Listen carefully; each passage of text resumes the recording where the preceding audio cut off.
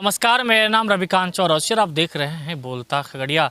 बिहार विधानसभा में अब मानसून सत्र स्टार्ट होने वाले हैं और ऐसे में अलौली विधानसभा क्षेत्र की उन तमाम समस्याओं को लेकर अलौली के राजद विधायक फायर ब्रिगेड नेता तेजस्वी यादव के काफ़ी करीबी और हमेशा सुर्खियों में रहने वाले राजद विधायक हमारे साथ रामवृक्ष सदा जी हैं। आइए हम सीधे जुड़ते हैं कि मानसून सत्र में इस बार अलौली की क्या कुछ समस्याएं होंगी। सर, सबसे पहले बोलता खगड़िया में आपका स्वागत है। क्या कुछ जो है इस बार बिहार विधानसभा के पटल पर जो है अलौली विधानसभा की समस्या को आप रखने जा रहे हैं? सबसे पहले तो मैं आपको धन्यवाद देता हूं। अलौली विधानसभा के बारे में पिछले सत्र में भी हमने उठाया था। अलौली विधानसभा नक्सल प्रभावित क्षेत्र है और सरकार के लिस्ट में है। आए दिन कोई न कोई वारदात होती रहती है और अलौली विधानसभा का खास करके अलौली प्रखंड जो है वह बहुत बड़ा प्रखंड है। पहले 32 पंचायत का प्रखंड था, उसको शॉर्ट करके 21 पंचायत किया गया है। तो उस समय भी हम सरकार से मांग किए थे कि अलौली को अनुमंडल बनना चाहिए और इस पर हम लोग क्वेश्चन भी किए थे और सरकार के तरफ से जवाब अभी तक हम लोगों को नहीं आया है। जवाब आएगा तो हम लोग जनता मालिक के बीच में रखेंगे।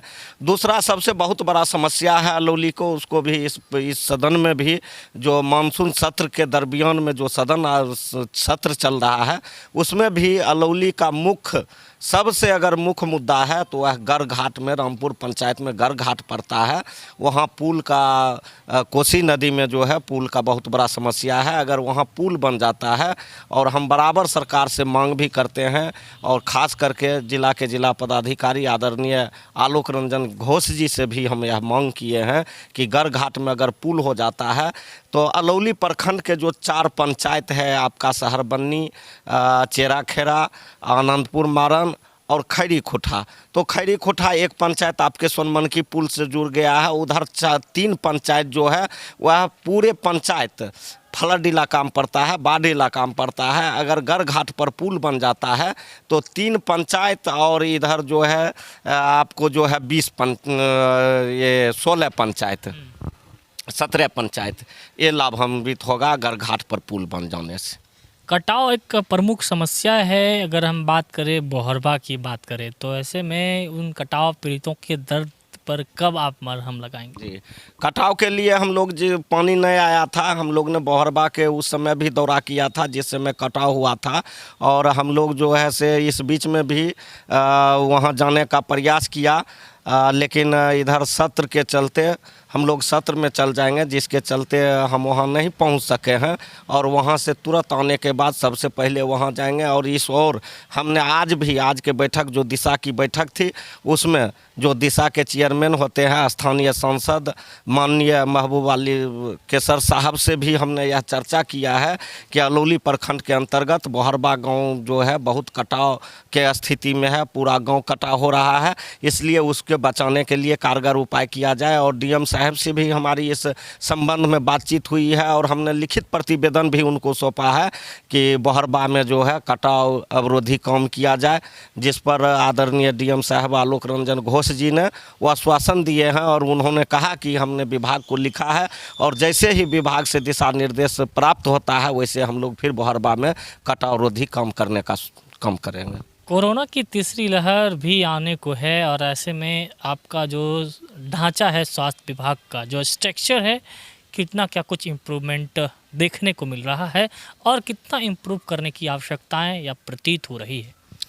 कोरोना का जो तीसरी लहर है, कोरोना के बारे में सब लोग जानते हैं, आज से नहीं है अगले साल से, लेकिन सरकार के लापरवाही और शिथिलता के कारण आज अफसोस हो रहा है और हंसी भी आ रही है। एक हमने देखा था पेपर के माध्यम से सरकार अपने जिम्मेदारी से भाग रही है और वह कह रही है कि ऑक्सीजन के अभाव में किसी का मौत नहीं हुआ है। तो यह तो सरासर झूठा है। पूरा देश, पूरा बिहार और तमाम जगह ऑक्सीजन के कमी के चलते हाहाकार था और ऑक्सीजन कमी के ही चलते जो डॉक्टर लोग इलाज कर रहे थे उनका कहना था कि ऑक्सीजन लेवल घट गया है, अगर समय पर इसको ऑक्सीजन नहीं उपलब्ध होगा तो यह आदमी दम तोड़ देगा, मर जाएगा। और ऑक्सीजन लेवल कमी होने के बाद भी ऑक्सीजन जब पूरे देश में कमी हो गया, बिहार बिहार में कमी हो गया, हम लोगों के क्षेत्र में भी ऑक्सीजन का कमी हो गया, तो यह जिम्मेवारी सरकार लेने के लिए तैयार नहीं है। वह कहता है कि नहीं, ऑक्सीजन के कमी से मौत नहीं हुई है, सरकार अपनी नाकामी को छुपाना चाहता है। लेकिन अभी भी समय है, तीसरा लहर अभी आया है नहीं, आने वाला है। जो कमी है हम सरकार से मांग करते हैं और स्वास्थ्य विभाग से मांग करते हैं कि कोरोना के काल में जो पिछले समय में लोगों ने जो दुख झेला, लोगों ने जो अपनों को खोया, लोगों ने जो तकलीफ झेला, लोगों के बीच में जो सरकार के उदासीनता जो थी, उसके प्रति, स्वास्थ्य के प्रति जो देखने को मिला, उस चीज़ को सरकार स्वास्थ्य करे और लोग को जो है समुचित स्वास्थ्य व्यवस्था उपलब्ध करावे, ताकि तीसरे लहर में लोग सुरक्षित रह सके। हम लोग कोरोना के काल में भी आपने देखा होगा और उसमें आपको भी हम लोग बुलाए थे। हम लोग आदरणीय नेता बाबू तेसुई जी के आदेश पर हम लोग शिविर लगाए थे खगड़िया में। आदरणीय खगड़िया राष्ट्रीय जनता दल के जिला अध्यक्ष कुमार रंजन पप्पू जी के नेतृत्व में और राष्ट्रीय जनता दल के सैकड़ों कार्यकर्ता मास्क, सैनिटाइजर और दवाई वितरण करने का काम किए थे और तमाम जगह घर घर जाके हम लोग कोरोना काल में लोगों को समझाते थे कि आप सही से रहिए, आप घर में रहिए, आप लॉकडाउन का पालन कीजिए। अस्पताल बनाने की दिशा में कितने स्वास्थ्य केंद्र या अतिरिक्त स्वास्थ्य केंद्र बनाने की दिशा में काम? अस्पताल बनाने का जो बात है, पूरे ज़िला में जब कोरोना काल दूसरा लहर जब ख़त्म हुआ तो फिर बैठक हुई और उसके बाद निर्देश आया कि हर विधानसभा क्षेत्र में जो है हर ब्लॉक में 5-5 स्वास्थ्य या उप स्वास्थ्य केंद्र बनाया जाए, जिसमें हमारे अलौली प्रखंड में हमने मांग किया था कि हम लोगों के यहाँ भी जो स्वास्थ्य केंद्र और अतिरिक्त स्वास्थ्य केंद्र बने, जिसमें हमारा नंबर 1 में मांग था आपके हरिपुर पंचायत में जो है स्वास्थ्य केंद्र था, उसको अतिरिक्त स्वास्थ्य केंद्र में हम लोगों ने करवाने का काम किया है। उसके बाद आपका एक स्वास्थ्य केंद्र जो है हम लोग गए हुए थे, जिस समय जो है से पासवान जी का ये था जयंती कार्यक्रम, उसमें भी हम लोग गए हुए थे स्वर्गीय रामविलास पासवान जी के घर पर। वहाँ के लोगों ने मांग किया था कि हमारे शहर बन्नी में, हम लोगों के शहर बन्नी में जो है स्वास्थ्य सेवाएं नहीं है और यहाँ हॉस्पिटल नहीं है। जिस गांव के इतना बड़े नेता, देश स्तर के नेता, और उस गांव में हॉस्पिटल नहीं हो, तो उसके लिए भी हम लोगों ने मांग किया था स्वास्थ्य विभाग से और आदरणीय डीएम साहब के अथक प्रयास से और हम लोगों के प्रयास से शहर बन्नी में भी स्वास्थ्य केंद्र स्वीकृति हुआ है।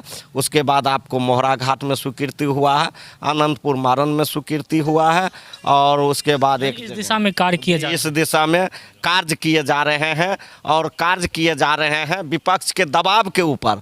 आज जो कार्य आज सोच रहा है और जो कार्य आज करने के लिए स्वास्थ्य विभाग तैयार है, अगर यही कार्य अगर 1 साल पहले हो जाता तो लोग को इतना परेशानी नहीं होती और कोरोना काल में लोग इतना नहीं मरते।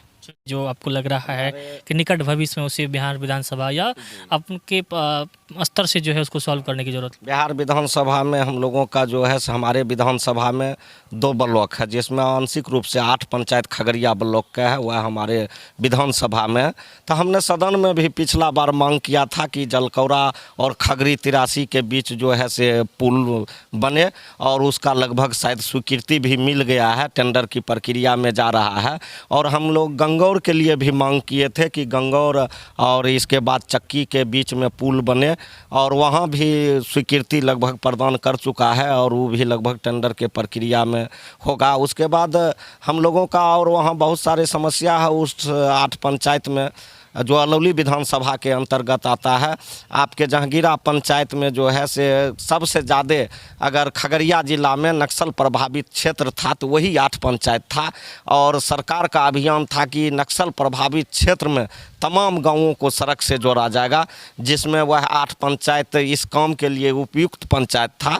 उसमें हम लोग फिर मांग कर रहे हैं कि लक्ष्मीनिया मुसहरी जो जहांगीरा पंचायत में आता है वहाँ से बंद होकर सड़क जो है से रमुनिया कुशवाहा टोला तक हम लोग मांग किए हैं और इसके लिए हम लोग विधानसभा में भी उठाने का काम करेंगे।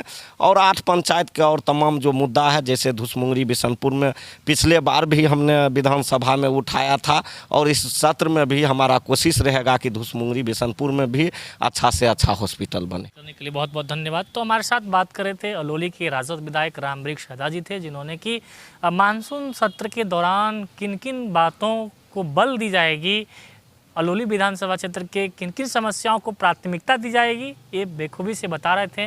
बहरहाल अब तक के लिए इतना ही। अगर हमारे चैनल को अब तक सब्सक्राइब नहीं किया तो सब्सक्राइब कर लीजिए। फेसबुक पर देख रहे हैं तो पेज को लाइक कर लीजिए, ताकि हर छोटी बड़ी अपडेट आप तक सबसे पहले पहुँचे।